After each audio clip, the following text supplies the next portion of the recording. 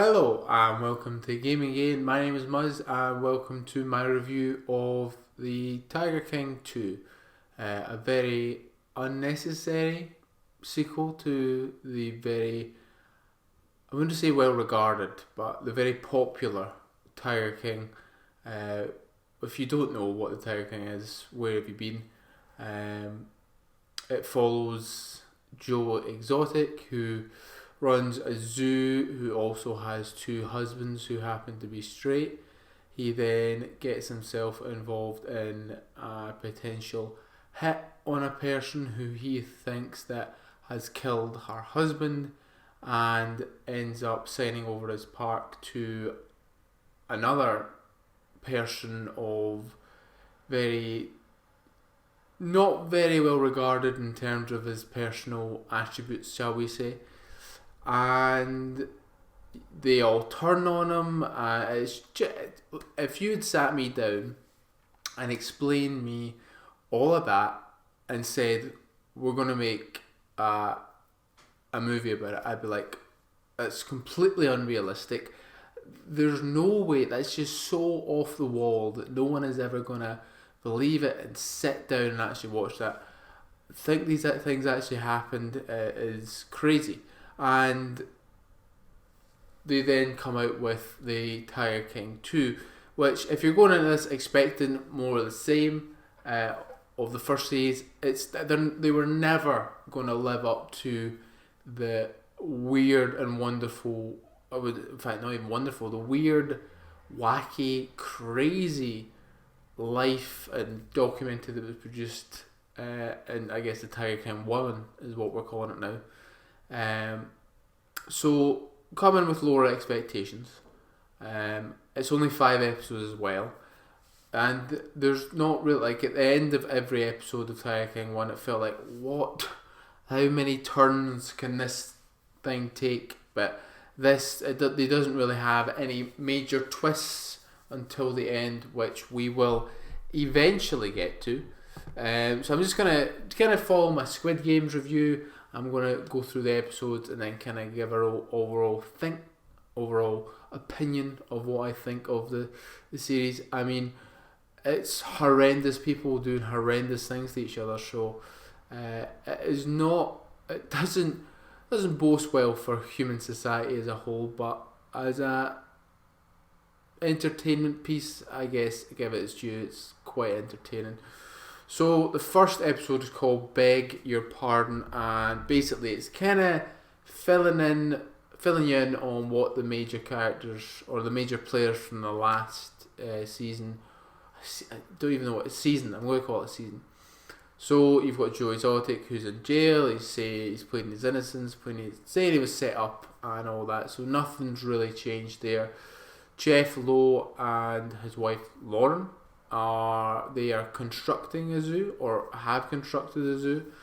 The timeline jumps all over the place and it's not very clear what's going on.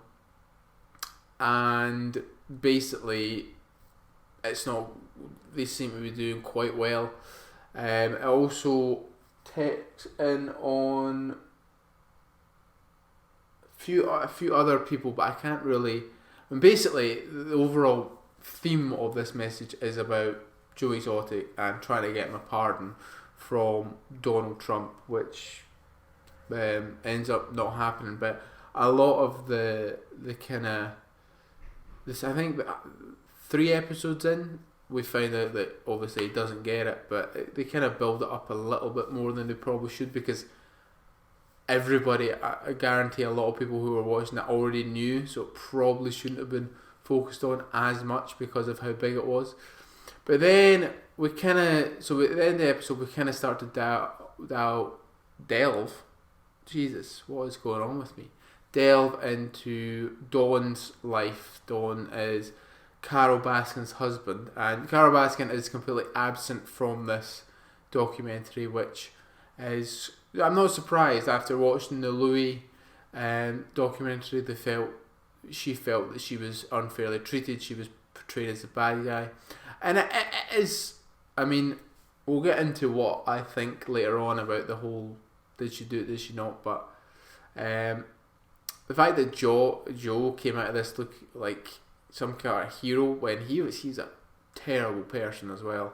I mean, he might not have done some of the things that we'll get onto, but he is a bad person as well, and he was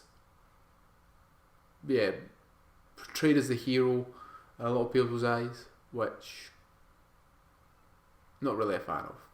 Anyway, we get into the second episode, the Carol Diaries, and this is where they've got this big hotshot detective who's kind of looked at cold cases before, and I think he's quite successful because he goes on, I believe it's the Colbert Show. Can I say that right? And it shows him basically, getting a round of applause for the work he's done, and they're trying to piece together what has happened, and they're actually showing a lot of what Don did in Costa Rica. Now, we introduced to Ray Rodriguez, who is Don's right hand man when he goes to Costa Rica. Basically, shows him around, protects him, that sort of stuff, helps him with business investments, and we learn that Don is, he's not a nice man either. He is actually, I mean, it wasn't really touched upon in the first one is why he kept going to Costa Rica, but they go over and they talk about kind of what he was doing over there, and it was not nice things. He gets involved with a 15-year-old, so the less said about that, the better. Now, there's this whole big thing about is what Carol's saying in her diary, what has actually been going on in the or what's happened in real life. So I think people underestimate Carol Baskin a lot, because she is clearly a very intelligent woman, and she knows how to play people, and I think a lot of people would get duped by these diary entries. But as we go on to in the next episode, Bounty Hunters, she kind of starts to contradict herself, and there's some pieces of evidence that don't really add up, and there's some moments that aren't mentioned in the diary about certain things happening. So we're back with kind of more of Dawn's daughter. We're introduced this lawyer type who is clearly just interested in this for the publicity, loves the TV camera,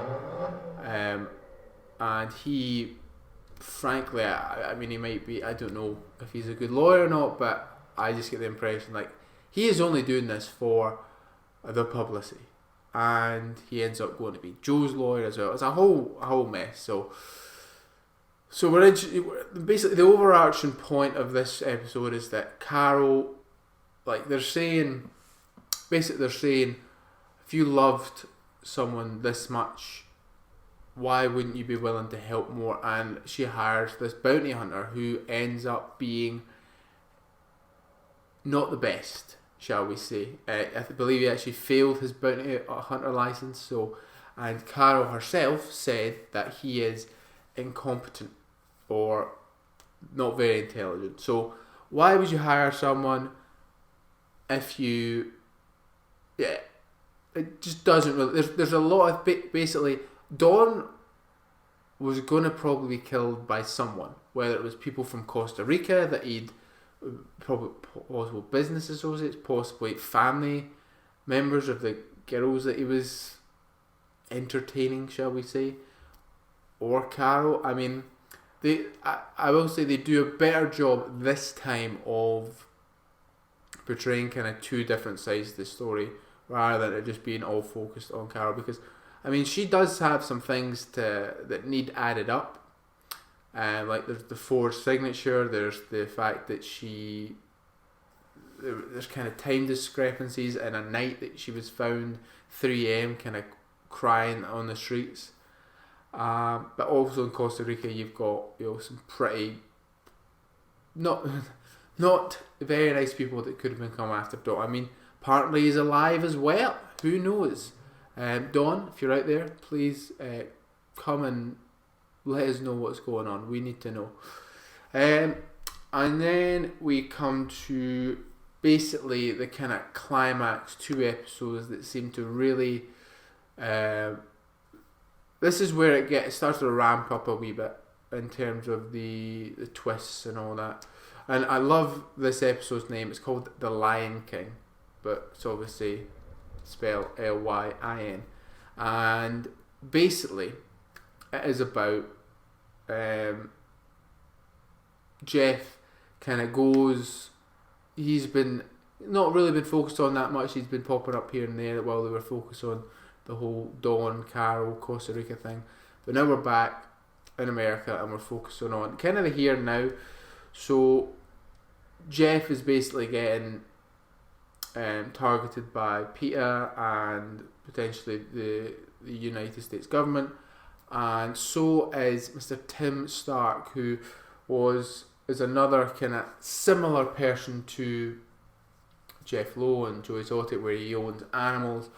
And Jeff Lowe's a scumbag and Joe Exotic is just kind of pathetic at this point, but he really comes out of this as a really bad person. Some of the stuff he's done in the zoo, the way he kind of treats the animals, and the rants he goes on. He reminds me of a child that I've kind of worked with over the years, where he thinks he knows where the line is in terms of like his behaviour, and he thinks he can push it and then take it back. Like, one of the police officers asked him, "Oh, you need to leave the property," and he goes, "Oh, perfect sniping distance," and I would have just cuffed him. I mean, he's made that's a threat, surely, but the police officer just kind of goes, "If you say that again," and he tries to act all, "Oh, I'm not threatening anyone," and he kind of does that a lot. I'm not physically threatening anyone, but he just goes on these foul mouth rants, and in the end, he gets what he deserves. All his animals are taken off him and rehomed, and hopefully are being treated a hell of a lot better than they were under his care. But anyway, this is where it starts to get a bit, wires start to cross. So Jeff ends up, because he feels like the government's kind of betrayed him in a sense, he starts to give up information on them. And apparently he was sent something by I think it was either a police officer or CIA or FBI, I'm not sure, that says basically this is how you get Joe Exotic to admit to being part of this murder for hire. And so Jeff Lowe gives all the information over to Joe's lawyer now, who was previously Dawn's daughter's lawyers, but they took him off the case after a pretty terrible advert, to be honest. And then, so they start looking through it. He signs something that basically says, "Look, Joe Exotic didn't do this." So we're like, cool. Joe Exotic seems to be on the path to potentially getting out. And then comes the penultimate episode. This is the end of the show. Sorry, and it's called Stark's Raving Man. It just basically follows Tim Stark, who gets his animals taken away. That's a big part of the episode.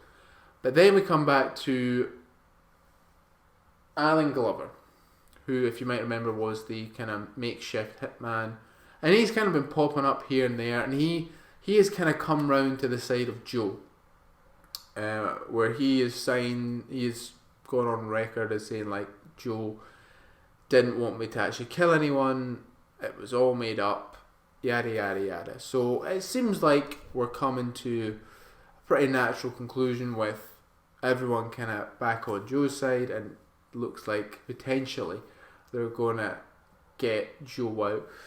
But then the big twist is revealed when Alan says that him and Jeff actually planned to kill Joe Exotic using the same method that they were going to kill Carol Baskin with. And this is the one point where you're like, oh snap, this shit just gets serious, because then Alan then signs a affidavit, I believe it is, where he signs a statement basically saying, so it seems like the next series is going to follow this kind of path of whether Jeff actually What is his name, isn't it? Yeah. Jeff did actually try and kill Joe Exotic. So it was an interesting end to the and it's just how terrible people can be and how funny it is to see them trying to. It's so much like I'm reading Game of Thrones, Fire and Blood at the minute, which is kind of the history of the Targaryen Empire, and it's so funny to see when obviously one's fiction, one's not fiction, but it's so funny to see like just how people try to maneuver themselves within the kind of web that they're trying to weave. So Jeff and Lauren were, for the first 4 episodes, or like anti-Joe, calling them all sorts of names, and then when they start to get pressure put on them by the US government, they're like, Team Joe, he was set up, da da da da. And then Alan as well, who was like Jeff's right hand man, apparently treated him like shit. Then he says, oh, I'm Team Joe as well now, and then he reveals this bombshell at the end. The thing is, what did we need this? Did we need another season of the Tiger King? Did we need to see more of these people? Some people say yeah. For a lot of it, I felt like they were just rehashing kind of old territory. I know they tried to get new people in and find new, like going to Costa Rica I thought was good, but the whole Carol Baskin Dawn thing, we went over quite a number of things in the first season, I believe, and the only thing that really, it just seems like they're only putting it out because it was so popular and they don't want to kind of miss out on the opportunity of getting more viewer or that kind of, because I mean I haven't thought about Joe Exotic in a long time, but I didn't even know this was coming out until I seen it on Netflix the other week. So yeah, it wasn't bad. I wouldn't it's always going to be hard to live up to something like the first Tiger King, where it was just so off the wall and so many different things happened that you were just like, what crazy stuff. But yeah, I mean, if you liked the Tiger King, you want to see more of it, give it a watch. It's only 5 episodes. They're never longer than an hour, so you can get through it quite quickly. And it seems like there's going to be a Tiger King 3, which, I mean, I'll watch it just because I kind of do want to see what's going to happen, especially since I do want to see some of these people in this show get what's coming to them. I think Joe's kind of had his thing now, maybe not. I don't know. It seems like he's coming around. He seems like he's hopefully becoming a better person. Carol Baskin needs to sort some things out, because she is portraying herself as, I mean, this is just my opinion, but she's portraying herself as this kind of the saviour of the animals, yet she has her own animal enclosure, which the cages do not look much bigger than what's like Jeff's, Tim's or Joe's were.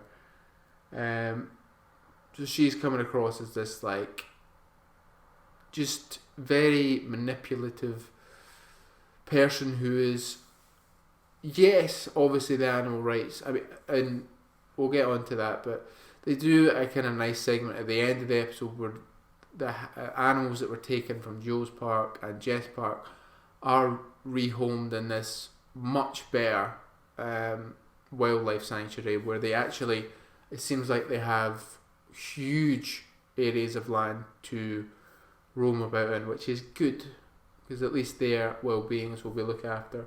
But yeah, Carol Baskin, she's, and her husband, what's her husband's name? Howard. Howard's just weird.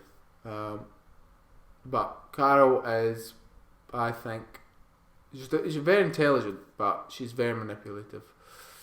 Jeff and Lauren, definitely want to see them get. They are just not nice people. how he has stayed out of jail. I think they go through, and he's got so many things that he's done to people that have been taken to court, and he's still not been tried or something. He's just an awful person. They actually don't show that many good redeemable people in this as well.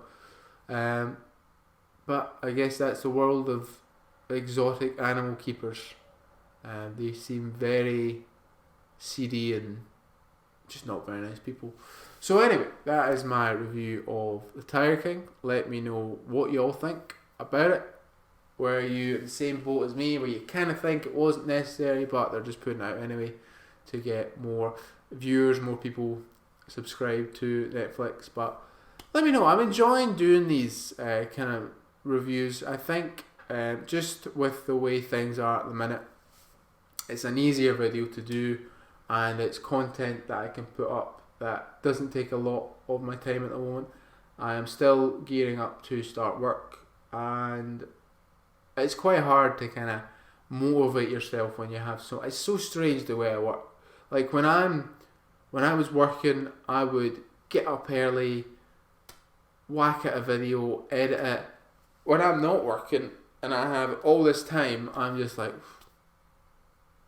just sit and chill really. But anyway, that's for another video. So if you liked the review, let me know your thoughts, and hit the subscribe button, ring the bell, do all that good stuff. And all that's left to say is any thoughts, comments, general hostile remarks, leave them below. Thank you very much. Bye bye.